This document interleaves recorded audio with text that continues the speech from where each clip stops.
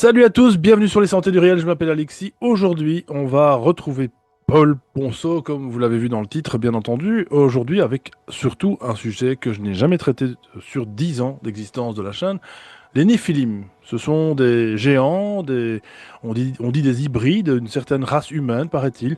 Ou oui, plutôt quelque chose d'hybride, on va un petit peu le voir, par rapport, c'est ce qu'on dit, aux filles des humains et aux fils des dieux.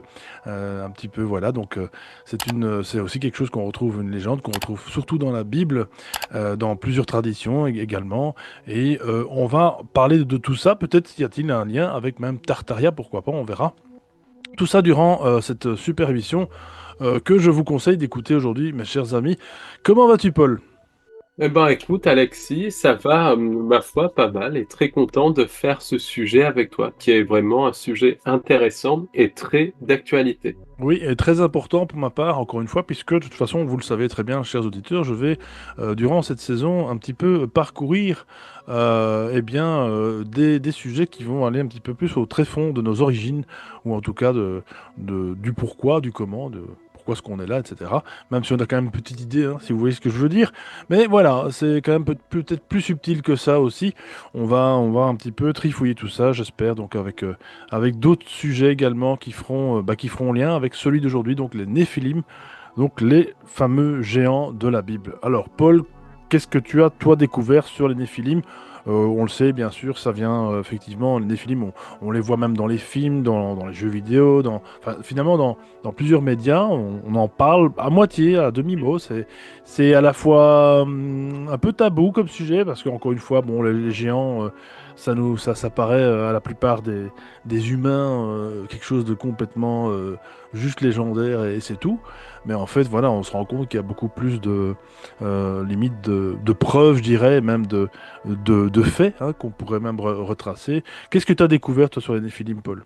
Bon, bah déjà, on va parler des géants, les géants, puis après on va venir aux Néphilim, parce qu'il y a des géants qui sont des lignées, de toute manière, des humanités parallèles, en fait, pour faire simple, et ces géants étaient présents parmi nous à l'époque de la Tartaria. Donc, ça, c'est une évidence. Par exemple, quand on se promène dans Paris, donc on va regarder les bâtiments et on va voir que sur les bâtiments tartariens, haussmanniens du 16e, du 17e siècle et tout, donc de l'époque de Richelieu, Louis XIII, Louis XIV, on va se rendre compte qu'il y a des portes absolument énormes. Et ces portes font 5, 6, 7 mètres de haut. Enfin, c'est impressionnant. Donc, il y a des immeubles d'habitation où on peut dire les portes sont faites pour les chevaux, pour les carrosses, mais quand il y a des bâtiments qui sont des facultés de médecine, des églises, des cathédrales, et qu'il y a les mêmes portes, les chevaux ne vont pas aller à la messe ni étudier la médecine, même si c'est des animaux très intelligents. Donc, on se rend compte qu'il y a vraiment quelque chose qui est là. Ensuite, il y a des légendes, par exemple les légendes de Saint Christophe. Là, récemment, donc quelqu'un a visité une chapelle, je sais plus où, en France ou un musée en France, et elle nous a envoyé des photos où il y a un portrait de Saint Christophe qui est représenté en géant, qui avait du reste la réputation d'être un géant. Donc il y a cette notion de géant un petit peu partout.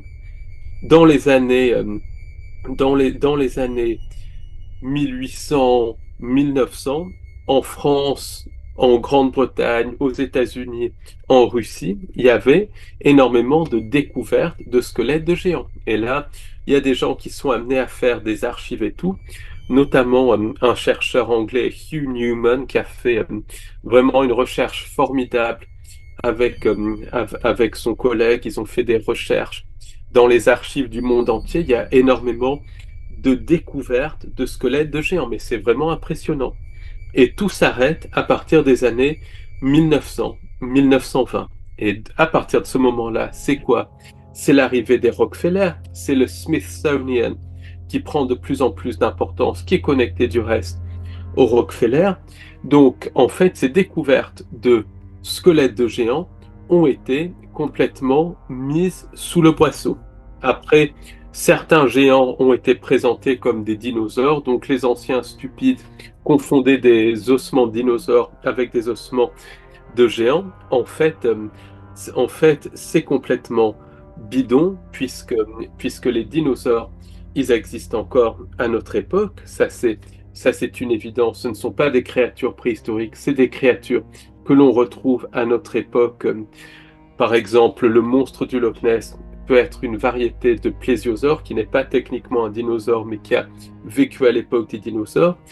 Il y a aussi énormément de personnes qui ont vu des Ropen. Autrement dit, les Ropen, c'est le terme papou pour désigner des ptérodactyles et tout. Pour les papous, par exemple, le ptérodactyle, c'est une réalité, donc ça fait partie de la cryptozoologie.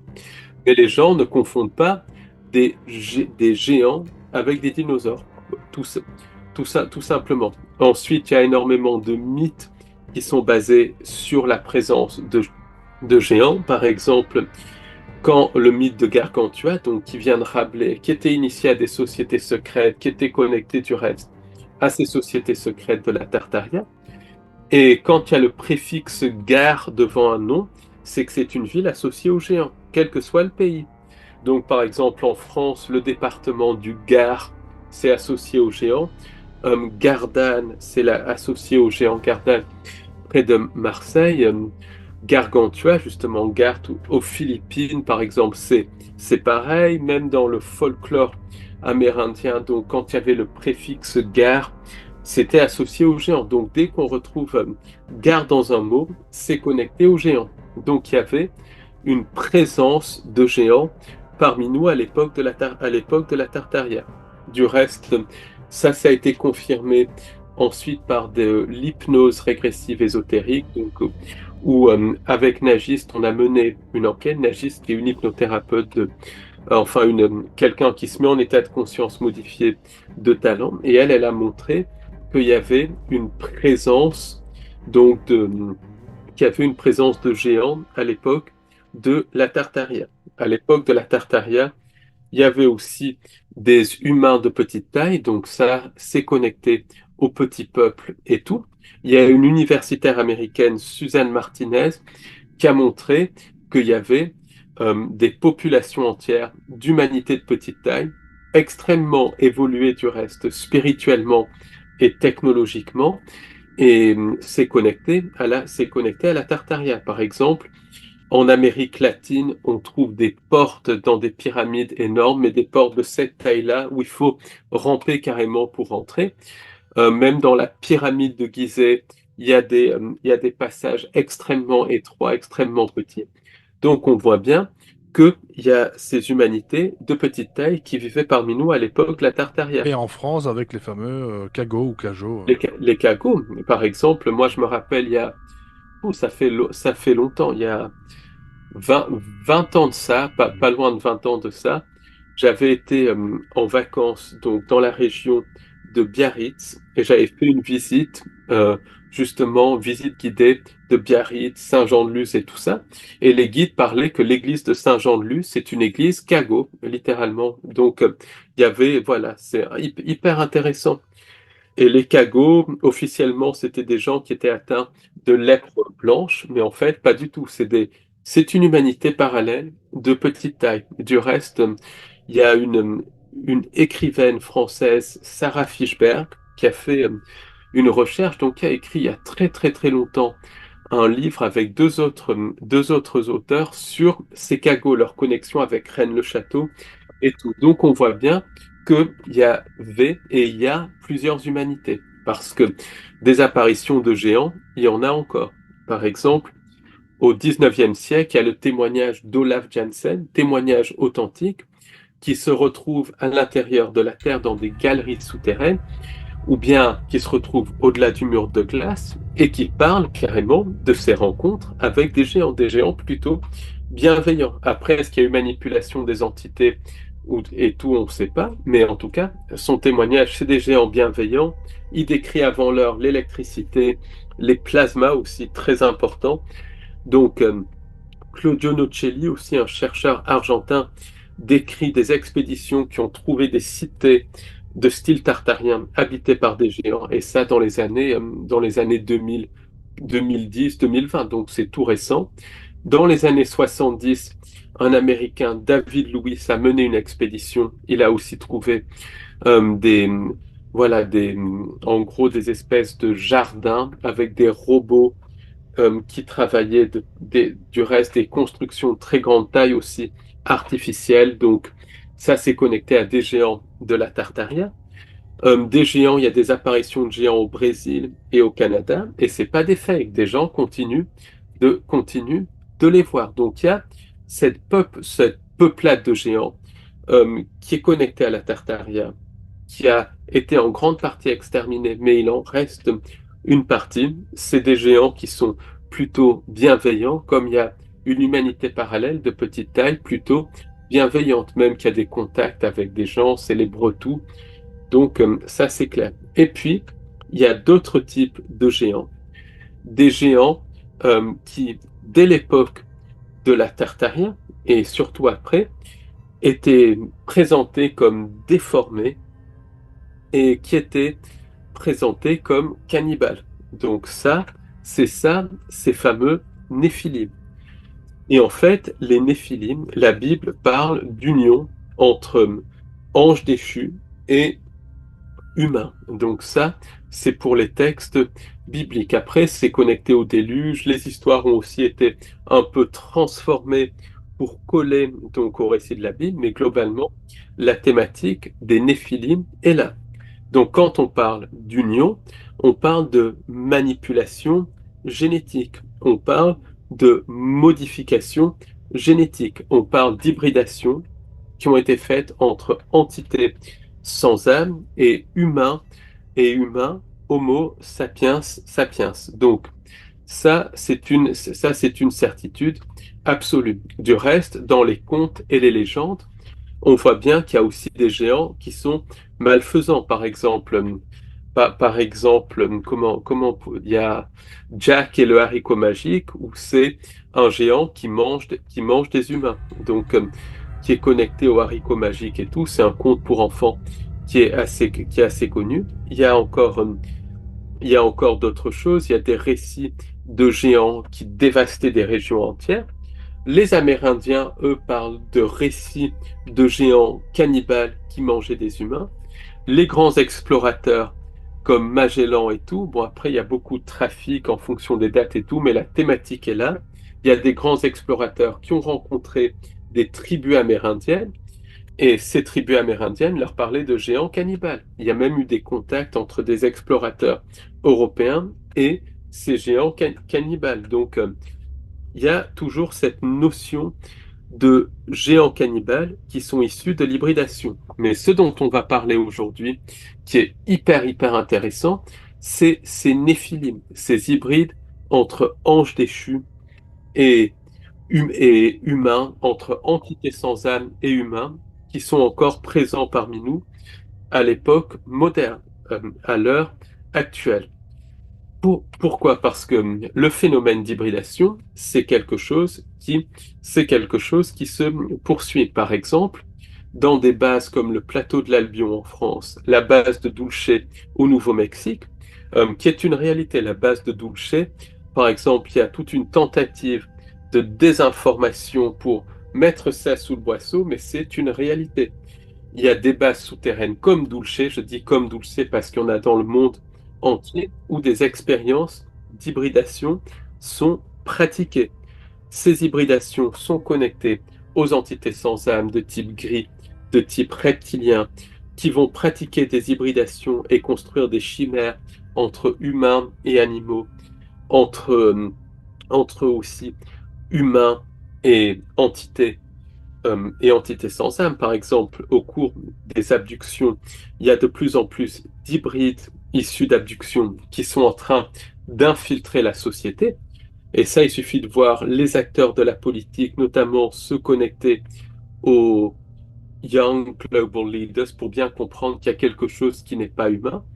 Et pour moi, c'est connecté à ces hybrides issus d'abduction. Les hybrides issus d'abduction, c'est des hybrides qui sont d'apparence humaine, mais qui ont une physiologie différente des humains et surtout qui ont un fonctionnement psychopathique totalement différent des humains, des créatures mi-organiques, mi-synthétiques. Il y a une très bonne analyse qui a été faite par le docteur David Jacobs qui a été faite aussi par Nigel Kerner, un scientifique anglais qui est aujourd'hui décédé, mais des analyses de pointe.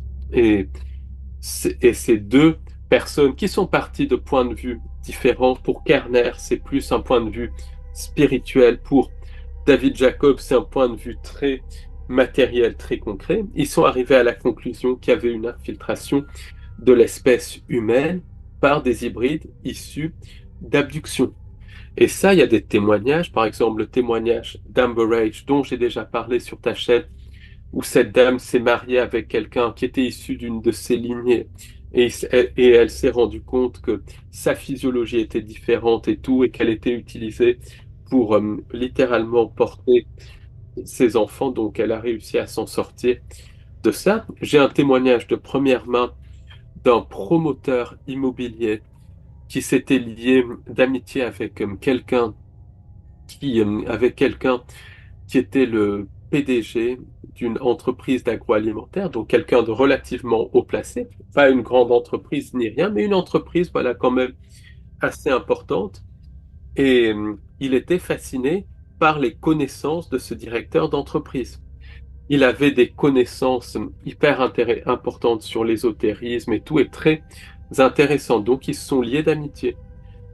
Et le promoteur immobilier disait qu'il y avait quelque chose dans le physique qui le rebutait. Il ne pouvait pas expliquer quelque chose qui était bizarre, voilà. Mais il s'est lié d'amitié et puis il était séduit par les connaissances. Donc un jour, le chef d'entreprise invite le promoteur immobilier et sa femme à aller chez lui. Donc ils vont chez lui. Et là, ils commencent à discuter, à parler d'ésotérisme, de choses comme ça. Et il remarque que la femme de ce directeur d'entreprise agroalimentaire, elle était complète, elle ne disait rien, comme sous emprise. Donc ils ont trouvé ça extrêmement bizarre. Voilà, comportement qui n'est pas naturel, rien. Et puis, le promoteur immobilier et sa femme commencent quand même à se poser des questions. Et puis là, le repas arrive, bon repas et tout.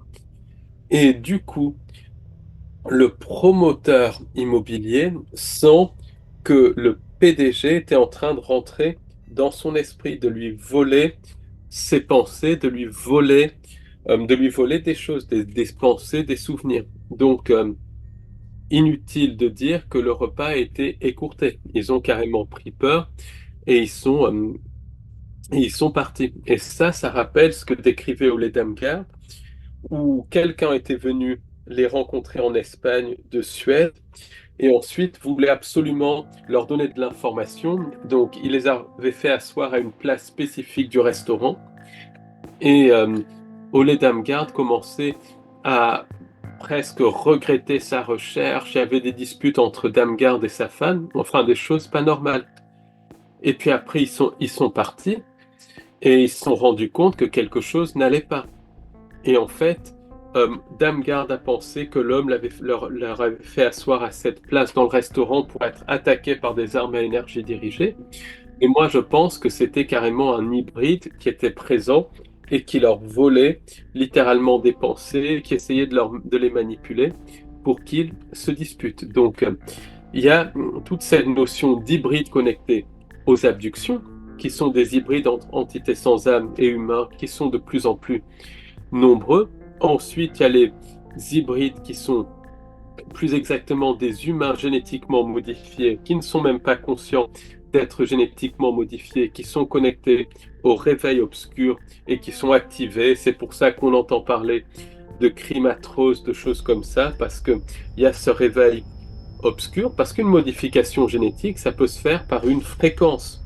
Pas besoin d'être fait in utero, pas besoin, ça se fait pas quand la personne est à l'état d'œuf, ça se fait littéralement par des fréquences. Donc, quand on voit qu'on est bombardé de certaines fréquences et tout, quand on voit les projets du parfum, notamment le projet Starlink et tout, on comprend ce qu'il y a derrière, bon, sans rentrer dans les détails. Donc, la modification génétique est partout. Donc, il y a ce genre d'hybride issu d'abduction.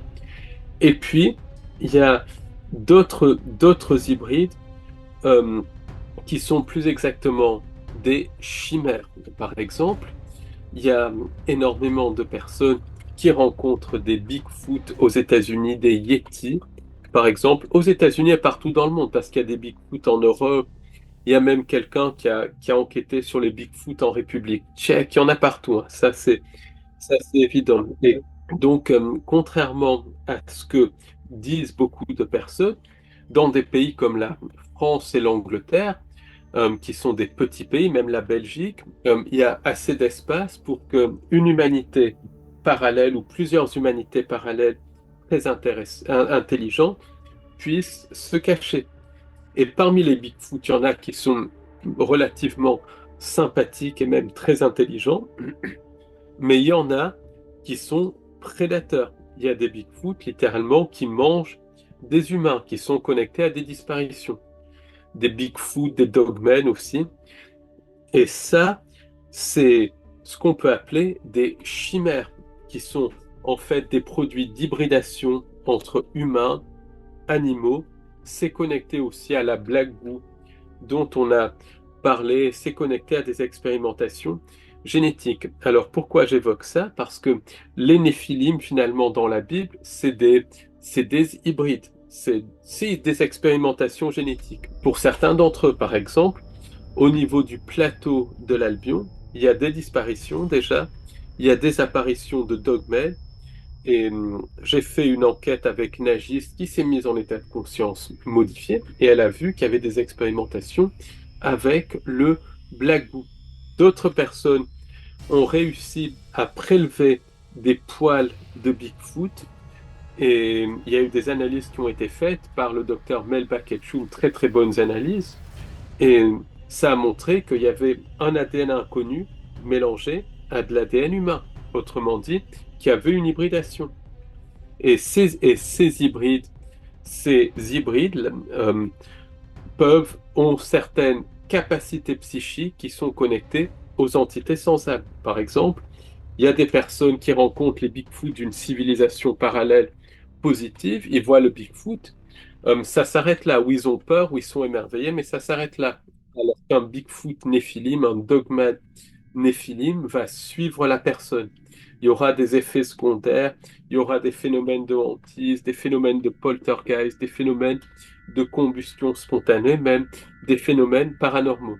Et ça, c'est la signature de ces entités. Par exemple, j'ai parlé à quelqu'un qui a eu une rencontre avec un dogman et une rencontre avec un ovni juste après. Donc, on voit que c'est vraiment quelque chose qui est connecté. Quelqu'un aussi que je vais assez rapidement contacter par téléphone m'a parlé, donc il y a dans un email d'une rencontre avec un gnome. Donc les gnomes aussi, il y a des questions d'hybridation. Et cette personne a dit que suite à la rencontre avec le gnome, l'ami qui était présent avec lui n'a plus jamais voulu le contacter, plus jamais voulu lui parler. Et ça, c'est typique de ces entités qui détruisent les amitiés, qui séparent les gens, qui cherchent à isoler. Donc on voit bien qu'il y a, même dans les humanités parallèles, deux types d'humanités parallèles. Une humanité parallèle qui est vraiment une humanité parallèle au sens propre du terme, une branche différente de l'humanité, sans rentrer dans des termes darwiniens et tout, une autre humanité, pour faire simple. Ensuite, il y a cette humanité parallèle, cette autre humanité parallèle qui est connectée aux entités sans âme et qui est connectée aux Néphilim. Traditionnellement, dans la Bible, les Néphilim, par exemple, sont des géants, et il y a des gens qui voient des géants déformés, comme décrit dans la Bible. Par exemple, à Kandahar, en Afghanistan, en 2003 ou 2004, il y a eu une bataille entre des soldats américains et un géant. Même les forces spéciales ont dû intervenir. Le géant faisait à peu près 5 ou 6 mètres de haut. Tout ça a été mis sous le boisseau et ce géant avait 6 doigts. Beaucoup de disparitions de randonneurs sont connectées à des apparitions de géants. Par exemple, il y avait, euh, il y avait plusieurs jeunes qui ont fait une randonnée donc en Alaska, si ma mémoire est bonne, peu importe, ou en Alaska ou au Canada, dans Ouais. une région Oui, oui, très du connu Grand ça, Nord. oui. Et ces jeunes, donc, Et ces jeunes ont disparu. Ils Donc, avaient passé la nuit, je crois, sous la tente. Et... non, Ah, ça ça c'est c'est... Dyatlov Pass, c'est encore Ah, autre chose. d'accord, d'accord. Ah oui, oui. Ça date des années 90, si ma mémoire est bonne. Donc, mais Dyatlov Pass, ça peut aussi être connecté. Très bizarre aussi, ça c'est un cas hyper intéressant. Donc, ces jeunes en Alaska, euh, ils vont faire de la randonnée, du sport, et voilà, ils ne reviennent pas quand ils doivent revenir. Donc, la police est contactée, la police, les rangers en tout cas du parc, ils lancent une enquête. Là, ils réussissent à retrouver une jeune fille. Comment ils la retrouvent? Ils entendent des cris et tout, et ils voient une énorme lumière bleue. Et là, ils voient une jeune fille qui est vraiment dans un état terrible, déshydratée, sale et tout ça, qui sort de la forêt. Et c'est une des jeunes filles qui a disparu. Donc, déjà, les Rangers se posent une question. Comment ça se fait que la jeune fille est aussi sale comment ça se fait qu'elle est aussi sale alors qu'elle a disparu finalement que 24 heures et tout, mais dans un état terrible. Et là, elle raconte que d'un coup, elle était avec ce groupe de jeunes, les groupes de garçons, parce qu'il y avait trois garçons et deux filles, je crois, ou peu importe. Et à un moment donné, les garçons se sont mis à courir comme des fous. Donc les filles les ont suivis pour voir où ils allaient et tout. Et les garçons ont disparu, très très bizarre. Et la jeune fille, donc, et sa copine cherchaient les garçons parce qu'elle se retrouve seule au milieu de l'Alaska et tout, donc c'est assez effrayant. Et là, la jeune fille explique que d'un coup, l'environnement change, autrement dit, la forêt change, comme si elle passait dans une autre dimension. Il y a des rochers qui sont là, qui disparaissent, d'autres qui apparaissent et tout. Et au même moment, sa copine disparaît. Donc, donc là, elle est complètement paniquée. Il y a une espèce de blackout aussi. Il y a un espèce de blackout et du coup, elle retrouve après ses rangers. Les rangers font appel à l'armée qui intervient et qui prend le contrôle de l'opération.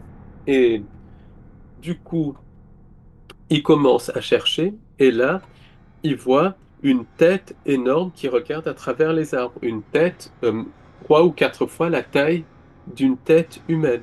Et il y a ensuite des, hélic- des un des militaires qui tire carrément sur ça. Alors, je sais pas trop comment ça se passe et tout, mais du coup, il y a une attaque de cette créature qui se fait tirer dessus et tout. Et ils se rendent compte qu'ils ont tué un géant de 6 mètres de haut euh, et qui est vraiment connecté aux disparitions. Voilà, qui est connecté. Du reste, les militaires ont fait le rapprochement entre les géants et les disparitions. Donc là, du coup, tout a été mis sous le boisseau. Les rangers n'ont pas eu le droit de parler, ni les militaires. C'est le chef des militaires qui a pris le contrôle de tout ça. Et du coup, c'est un des rangers qui a témoigné euh, 35 ans après, et de manière tout à fait anonyme. Vous aimez cette vidéo? Alors n'hésitez pas à liker celle-ci et cliquez sur le bouton Boost et encore une fois en dessous afin de faire remonter sa visibilité. Vous pouvez également soutenir la chaîne des Sentiers du Réel en devenant membre soutien. Merci et bon visionnage. Et qui a expliqué qu'il y a la présence de Néphilim. Et il y a d'autres témoignages de personnes qui ont vu ces géants déformés et totalement hostiles. Donc ça, c'est vraiment un type de Néphilim. Il y a des témoignages, il y en a beaucoup plus qu'on ne le pense. Donc tu vois un petit peu la connexion avec les géants. Et ça, c'est un tabou total. Ensuite, il y a d'autres types de Néphilim, parce que les Néphilim, c'est plusieurs types. Il y a des Néphilim qui sont des hybrides entre anges déchus et humains, littéralement. Donc, pour faire simple, les anges déchus ont construit la matrice. Les entités sans âme, c'est les... En fait, si on a, par exemple, un smartphone Le constructeur du smartphone, ça serait les anges déchus. Les applications qui reprogramment le smartphone de l'intérieur, ça serait les entités sans âme. Et nous, on serait les électrons du smartphone, prisonniers du smartphone, entretenir ça pour donner notre énergie au smartphone. J'essaye de faire le plus simple possible. Des, Donc, des piles, quoi, voilà. les piles pour faire. Comme dans Matrix, hein, un petit peu, voilà. C'est le film Matrix, hein, en fait, qui décrit très bien. On est dans une simulation. Donc, les constructeurs de la matrice, les anges déchus, euh, tout laisse à penser que à l'époque biblique, entre guillemets, peut-être peut-être à la fin de la Tartaria, peut-être avant, ils se sont incarnés dans la matière et ils ont eu des relations avec des humains, ce qui a abouti à certains géants, notamment des géants hostiles. Après, est-ce que c'est des modifications génétiques et tout, on ne peut pas savoir. Mais en tout cas, même les récits bibliques et de textes anciens parlent de géants, mais aussi de créatures non humaines qui marchaient parmi nous. Tout laisse à penser que les anges déchus sont, et ça c'est encore différent des entités sans âme, vraiment parmi nous à nouveau, que depuis la fin de la Tartaria, il y a eu des rituels qui ont été faits pour incarner les anges déchus dans la matière. Et pour moi, alors ça c'est une hypothèse personnelle, attention, je situe l'époque de ces rituels dans les années 40, avec l'expérience de Philadelphie, le projet Montauk, où en fait des technologies connectées à des entités non humaines, connectées aussi à une certaine société secrète basée en Allemagne, connectées aussi à de la magie noire, notamment Aleister Crowley, ont ouvert des portes dimensionnelles pour faire rentrer dans notre réalité des, des entités non humaines. Pour moi, les entités non humaines qui sont rentrées dans notre réalité sont les anges déchus. Ensuite, dans les années 40, 1947, il y a eu Parsons, Hubbard et Crowley qui ont pratiqué des rituels pour incarner la femme, euh, la femme rouge, en fait, the Scarlet Woman. En fait, pour Lady moi, in Red. ces Lady in rituels Red. étaient, The Lady in, comme dans Matrix du reste, ces rituels ont incarné des anges déchus dans la matière, parce qu'il y en a énormément d'anges déchus.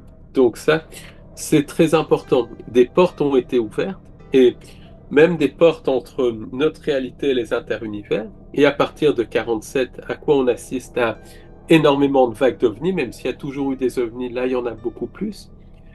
Le phénomène des abductions qui a toujours existé commence à exploser. Beaucoup aussi de phénomènes paranormaux. Donc, ça, c'est connecté à ces rituels. Ensuite, dans les années 50, une Canadienne, Michelle Pasder, parle d'un rituel pour incarner Satan dans la matière. Satan, c'est un ange déchu, en fait, pour faire simple.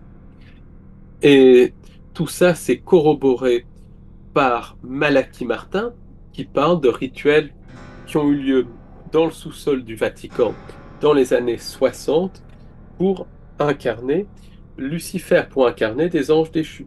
Parce qu'il y a plusieurs, en fait, anges déchus. C'est énormément qui ont construit cette matrice.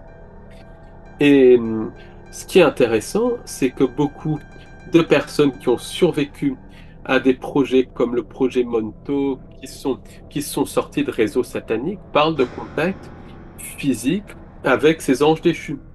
Il y a le témoignage de Swali, par exemple, qui parle de contact physique avec le démon, qui avait l'aspect d'un humain d'une quarantaine d'années, les cheveux très noirs et d'aspect beau, mais qui se transformait en entité de type reptilien. Donc elle parle de ça, et elle explique que beaucoup d'acteurs du cirque de la politique lui apportaient des sacrifices. Donc en tout cas, les anges déchus sont dans la matière. De même, Michel Pasder parle de la même chose. Après, il y a des contactés comme Elena Danaan, par exemple, qui est authentique dans le sens où elle a eu des contacts avec des entités non humaines, mais totalement manipulées par ces entités, qui parle de contact avec Enki. Enki, c'est un autre ange déchu. Beaucoup de personnes parlent de contact physique ou astro avec Enki. Donc on voit bien qu'il y a ces anges déchus qui descendent dans la matière. De même, j'avais parlé un jour, j'avais interviewé un des patients de Jerry Marzinsky, et lui, c'était très intéressant. Il a expliqué qu'il a vu un contact avec une entité qui présentait comme le démiurge un soir. Donc, hyper intéressant aussi son témoignage. Donc, on voit qu'il y a de plus en plus de contacts avec ces entités qu'on peut appeler des anges déchus. Et ces anges déchus s'incarnent dans la matière. Du reste, des gens comme Rudolf Steiner, par exemple, après il y a Apprendre et à laisser aussi, mais on parlait de l'incarnation d'Ariman, donc Ariman s'est connecté à tout ça. Euh, même, même beaucoup de personnes, de mystiques ont parlé de l'incarnation de ces anges déchus. Il y a eu des films qui ont été faits, comme le film Rosemary's Baby, par exemple. Voilà, ça c'est caricatural et ça décrit des faits réels. Par exemple, Swali, elle explique que son ADN a été hybridé avec de l'ADN d'ange déchu et qu'elle a mis au point certaines variétés de néphilim, parce qu'il y a plusieurs types de néphilim pour faire simple. Et elle parle des néphilim qui sont conçus à l'heure actuelle comme des êtres d'apparence humaine, mais à la peau très très blanche, aux yeux très bleus, de grande taille, donc toujours pareil, 2,30 m, 2,50 m. Le colonel Charles Hall, pardon, a témoigné de ça il y a une vingtaine d'années dans une série de livres où il évoque justement les tall whites, les grands blancs, et il parle de ces créatures extrêmement hostiles. Voilà, lui, il en parle très hostile, très colérique, et Swali décrit ces néphilim comme hostiles et psychopathiques. Donc c'est une nouvelle variété de néphilim. Or, beaucoup d'abductés ont eu affaire aux tall whites et subissent des abductions abominables. J'ai eu un témoignage d'une abductée qui a parlé qui a parlé de ça. Donc, et, et ça, c'est vraiment intéressant parce que ça corrobore le témoignage de Swali. Et selon Swali, donc, toutes ces expérimentations euh, de hybridation entre anges déchus et humains ont lieu dans des bases souterraines. Certaines de ces bases souterraines sont connectées au CERN, parce que selon Swali, le CERN, il y a plusieurs niveaux. Donc le premier niveau, c'est l'accélérateur de particules. Les scientifiques qui travaillent là ne sont même pas au courant du reste. Attention, je précise bien. Le deuxième niveau, c'est un travail sur modifier la réalité. Voilà, mais ça s'arrête là. Troisième niveau, c'est carrément ouvrir des portes dimensionnelles, faire rentrer des entités et modifier la réalité. Et ça, c'est connecté à la face ésotérique d'une société secrète très connue. Et le dernier niveau, c'est le niveau où travaillait Swali, c'est la construction de chimères, donc de chimères d'hybrides entre anges déchus et humains, et de chimères entre humains et animaux. Et ce que Swali explique, c'est qu'il y a tout un trafic de ces chimères entre les milliardaires et tout qui se vendent ces chimères. Donc ça peut paraître fou, mais par exemple, il y a beaucoup d'apparitions de Chupacabra, le sous-chef, qui ressemble à la fois à un gris, mais qui a des caractéristiques de chauve-souris, même des caractéristiques humaines. Ça, c'est typique d'une chimère. Et les gens, les milliardaires, ils achètent ces chimères à prix d'or et en gros, c'est abominable, hein. Et les montrent, les paradent, parce que c'est un signe de puissance. Donc, des entités comme le Chupacabra sont ces chimères qui se sont échappées. Et ça m'avait été confirmé par Tony Dodd, donc un ufologue anglais qui est aujourd'hui mort. Je l'avais contacté il y a pas mal d'années, justement, pour parler de ses recherches, parce que ses recherches était hyper intéressante. C'est un vieux de la vie, un peu comme Jimmy Gill. Maintenant, il aurait Il aurait plus de 90 ans. Voilà, quelqu'un en tout cas qui fait une super recherche. Et lui, il a expliqué que le Chupacabra s'était connecté à des installations secrètes, donc connectées à des chimères. Et quand on regarde les témoignages de personnes comme Branton, Thomas Castello aussi, contrairement à ce que disent les gens, Thomas Castello, c'est un personnage authentique qui a existé et malheureusement qui a été tué pour avoir dévoilé cette vérité. Quand on voit aussi les témoignages de Phil Schneider et tout ça, on se rend compte qu'il y a ces constructions de chimères, ces modifications génétiques pour construire des chimères, pour aussi construire des néphilim. Et ça, c'est que ça fait partie de notre réalité. Et pourquoi il y a ces constructions de néphilim? Parce qu'en fait, on est dans une guerre entre le synthétique et l'organique.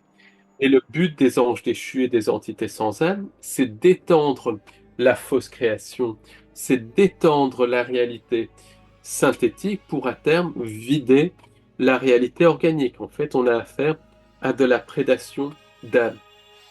Et voilà, ce qu'il y a de très, très, très intéressant aussi avec ça, c'est que ces néphilim, nouvelle génération, sont connectés à certains acteurs de la politique. Par exemple, une dame médium regardait l'inauguration du canard à la télévision et quand elle a vu son inauguration, elle a vu dans la salle des entités de type reptilienne, des entités aussi de type galactique qui sont en fait des entités qui travaillent pour la fausse lumière, mais aussi la présence de Tall-Whites, de ces fameux Néphilim. Donc on voit que ces Néphilim, ils orchestrent littéralement un show.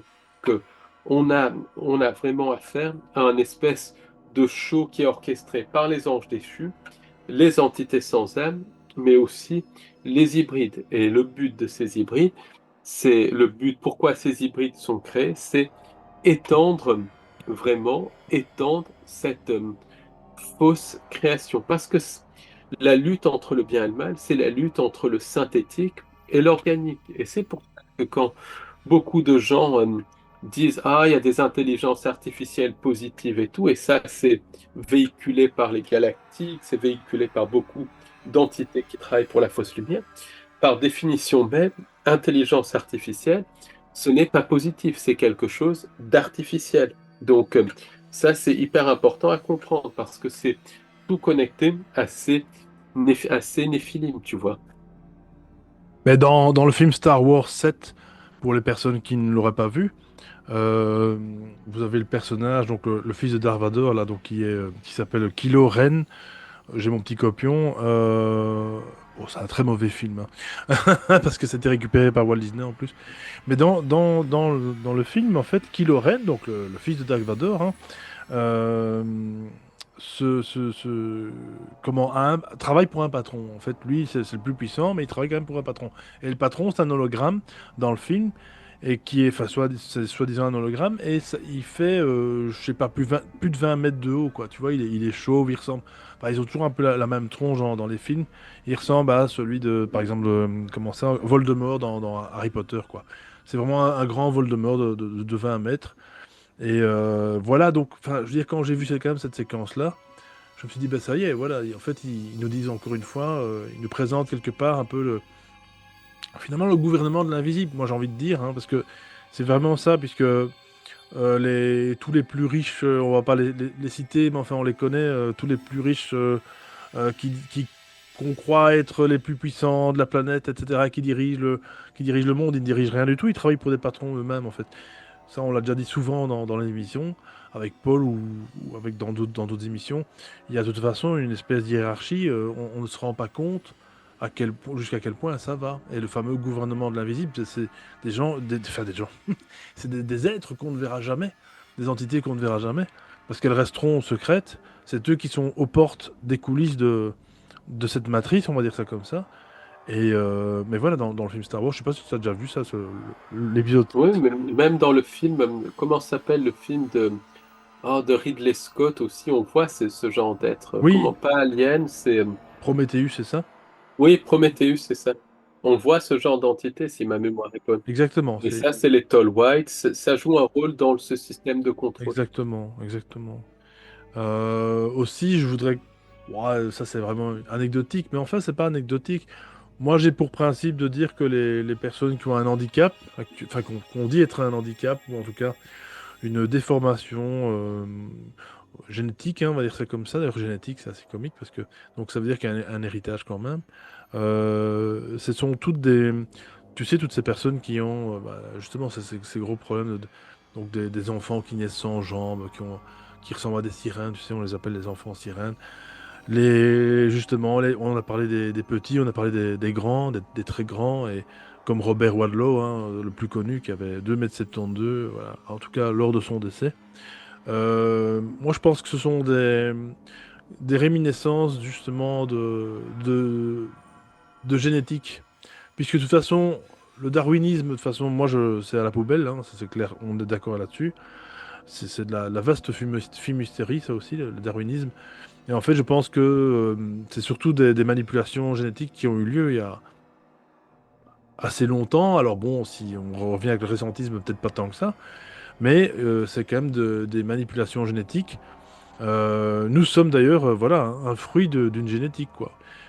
Ben, de toute manière, même à la fin de la Tartaria, il y avait toutes ces, il y avait toutes les expositions universelles.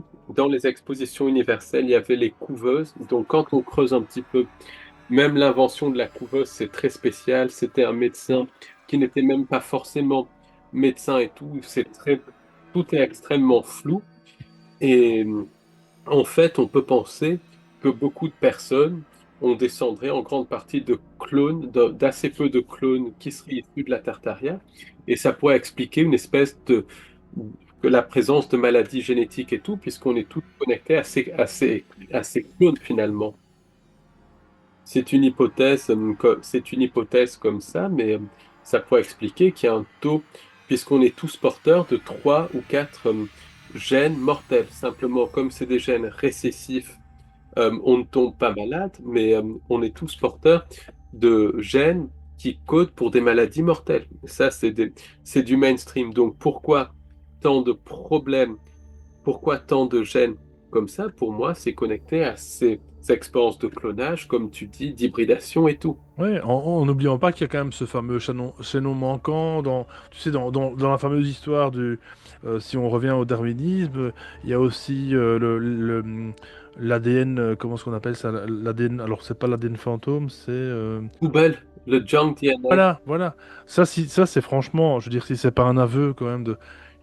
Enfin, ils savent pas l'expliquer eux-mêmes, c'est eux qui vont te dire comment tu dois t'asseoir ou te comporter quand il y a un virus au, au café. Mais ces gens-là, ils savent pas t'expliquer ce que c'est ce fameux ADN fantôme. ADN, d'ailleurs, il y en a certains qui disent que c'est même extraterrestre, ou en tout cas qui n'a rien, qui est un génome qui n'a rien à voir avec l'humanité, quoi, enfin avec l'être humain. Bah voilà, donc c'est vrai que tout ça est assez intriguant. On pourrait parler aussi, notamment, mais bon, ça ferait une longue émission, mais peut-être on y reviendra dans une autre, dans une autre thématique qui serait tout autant liée, puisque de toute façon, encore une fois, tous ces sujets sont liés, interliés. C'est les fameux, tu sais, les fameux. Alors, on parle des arbres géants, et puis on parle aussi des montagnes qui seraient en fait des géants qui auraient été pétrifiés. Oui, ça c'est passionnant Ça, c'est aussi parce passionnant que parce que voilà, il y a des rochers qui ont vraiment, franchement, ce n'est plus simplement de la pareidolie, hein, parce qu'à un moment donné, ça va bien. Mais alors, je dis pas qu'il y en a pas, hein, de la pareidolie de temps en temps, mais il y a beaucoup de choses troublantes avec ça. Je mettrai quelques images pendant que je parle. Et voilà, donc on pourrait. oui, parce qu'il y a eu plusieurs resets. De toute façon, c'est comme une arène. C'est comme une arène. Et en fait, ce qui se passe depuis la Tartaria, c'est une saison des Hunger Games. Et après, il y a une autre saison qui se remet avec d'autres apparences, un autre scénario et tout. Avant, il y avait d'autres scénarios et tout. Donc, il y a des vestiges des anciennes saisons, pour faire simple, pour le consentement et tout. Moi, je pense que ça fonctionne comme ça. Un jeu pour les entités. On est dans un jeu. Et ça, on avait fait aussi une chouette émission avec le jeu des entités. Ça, je vous conseille d'aller voir chez les auditeurs. Je mettrai de toute façon le lien en description aussi. Il y a beaucoup de liens que je mettrai d'ailleurs en description parce que tous les sujets que tu nous présentes, Paul, sont chaque fois quand même interliés de toute façon. Et c'est quelque chose qui est passionnant et pour lequel je sais que tu te passionnes aussi. Voilà, la cryptozoologie notamment, hein, c'était aussi une émission qu'on a sortie tout récemment. Donc voilà, je vous conseille d'écouter tout ça, de faire les liens que par vous-même finalement, parce qu'encore une fois, sur cette chaîne, rien n'est apporté sur un plateau d'argent. On est là pour vous apporter des éléments et puis faire votre propre recherche. C'est beaucoup plus passionnant, beaucoup plus instructif. Moi, je trouve même limite que voilà, on apprend beaucoup plus en cherchant soi-même que en écoutant simplement des émissions comme celle-ci. Alors attention, hein, encore une fois, je vais pas me tirer une balle dans le pied. C'est magique. Grâce à Internet, on peut quand même faire des émissions comme ça. Mais voilà, renseignez-vous encore une fois. C'est vrai que la langue est une barrière. Je sais que beaucoup de Français ou de Belges, etc., peut-être de Suisse, mais quoique je pense que on est des pays où on parle un peu l'anglais quand même. La France, c'est un peu plus compliqué, hein. Je sais que Et très peu de gens parlent voilà, anglais. mais je sais. Et c'est pourtant quelque chose de primordial, je trouve, actuellement, que ce soit en informatique, que ce soit dans le monde du boulot, etc. Et l'anglais, c'est vrai que ça peut être une barrière. Alors maintenant, attention, hein, il y a plus d'excuses. On a pas mal d'outils sur Internet pour traduire un texte. Alors, tra- via l'intelligence artificielle ou alors, dans un français plus ou moins convenable. Et puis, je pense, voilà, il y a toujours moyen de se renseigner, de trouver des traductions, pourquoi pas, de certains bouquins. Enfin, c'est pas ça qui manque. Profitons-en, hein, comme je le dis à chaque fois. Oui, c'est très important. C'est très important parce qu'il y a, et en espagnol aussi, parce qu'en Amérique latine, l'information circule beaucoup mieux qu'en Occident, c'est ce qu'il faut savoir. Donc voilà, c'est important aussi d'avoir des émissions traduites et tout, puis la lecture et puis ben, la rencontre directe avec les témoins. Ça, c'est un truc, c'est un truc qui va, c'est le plus important pour échanger, pour voilà, parce qu'il y a Et ça, c'est ce que tu as eu l'occasion de faire pendant toutes ces années, hein, mon cher Paul. Aussi via ton site, la librairie du bonheur.com, que je mettrai aussi en lien, sur lequel on peut retrouver des podcasts, des interviews, sans oublier bien sûr ta propre chaîne YouTube éponyme, hein, Paul Ponceau. Je mettrai en lien aussi, dans lequel on peut retrouver tes capsules sur divers sujets, de ce que tu nous présentes ici également, des podcasts, des interviews, des livres aussi, hein, disponibles. Fameux bouquin qu'on peut présenter aussi, si tu... exactement, ben, le livre, c'est La matrice archontique et le piège temporel. Donc qui est, qui est ici, qui est disponible sur le site librairiedubonheur.com et qui est sorti en avril dernier, donc qui est tout tout récent. récent, voilà.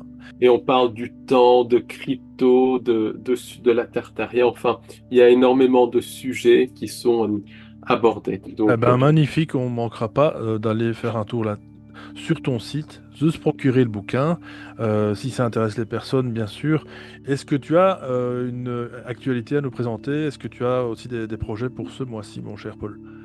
ben oui, Alexis, j'ai une conférence en présentiel à Paris qui aura lieu donc le samedi 6 décembre 2025. Donc, ça sera au Café d'Orléans, au 43 avenue du Général Leclerc, Paris, 14e arrondissement, métro Mouton du Vernet. Une vraie conférence à l'ancienne de 12h à 18h. Donc, venez nombreux parce que ça va être un thème totalement inédit comme tous les thèmes. Et le lendemain, dimanche 7 décembre 2025, il y aura une visite guidée conférence où je ferai découvrir certains thèmes via les monuments parisiens, via aussi l'architecture, puisque tout est codé dans l'architecture. Donc, ça va être vraiment très intéressant. Et s'il fait froid en hiver, je réserve de toute manière un café pour que ça puisse avoir lieu dans un café. Donc, et puis, ben, sachez aussi que que 3 vendredis par mois sur 4, il y a les cours. Donc, comme c'est enregistré en août, cette émission, j'ai pas encore déterminé les cours pour le mois de décembre, mais il y a des cours, donc par exemple un cours le vendredi 5 décembre qui sera sur un thème à déterminer. Si Alexis, tu pourras mettre Oui, le le lien, lien. Et les absolument. cours se distinguent des webinaires, des conférences, parce qu'on va beaucoup plus en profondeur dans le sujet. C'est 10 à 15 personnes maximum pour qu'il y ait un maximum d'échanges, de questions Oui. et tout. Donc voilà, Parfait, mon cher Paul. Je mettrai tout ça. De toute façon, tout est en lien, hein. Là, de exactement. toute façon, voilà, le temps n'existant pas sur Internet. Donc, en tout cas, merci à vous tous de nous avoir écoutés jusqu'au bout. J'espère que cette émission vous a plu. J'espère que vous avez eu quelques réponses en plus par rapport au Néphilim, qu'on présente de manière, enfin, un peu toujours de la même manière, que ce soit dans les films, dans les écrits de base, hein. Finalement, les Néphilim, peu de gens savent ce que c'est, à part des géants. Mais là, voilà, il y a beaucoup de choses à dire, effectivement. Beaucoup sont en lien, effectivement, avec ce fameux thème de la Tartaria que j'adore et que Paul aussi, d'ailleurs, est vraiment passionné par tout ça. Donc voilà, mon cher Paul, en tout cas, on aura l'occasion de se retrouver certainement pour une autre émission, quand tu veux, hein, tu sais bien, la porte est ouverte Merci beaucoup. et on manquera pas de toute façon eh bien, de mettre toutes les informations, encore une fois, en description. Puis je vous invite surtout à visiter le site de Paul Ponceau, donc librairiedubonheur.com, encore une fois en lien, pour vous mettre au courant eh bien, des actualités de Paul. Voilà, en tout cas, chers amis, on vous souhaite tous et toutes une très très bonne semaine. On se retrouve la semaine prochaine pour une nouvelle émission. D'ici là, portez-vous bien. Gros bisous, abonnez-vous. Ciao ciao. Merci, au revoir.